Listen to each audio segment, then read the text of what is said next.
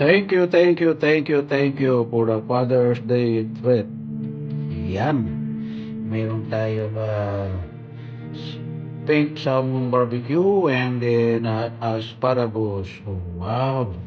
So, thank you so much. So, mukbangin na natin ito para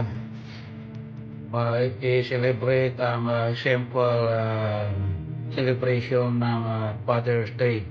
So, thank you so much, mga anak.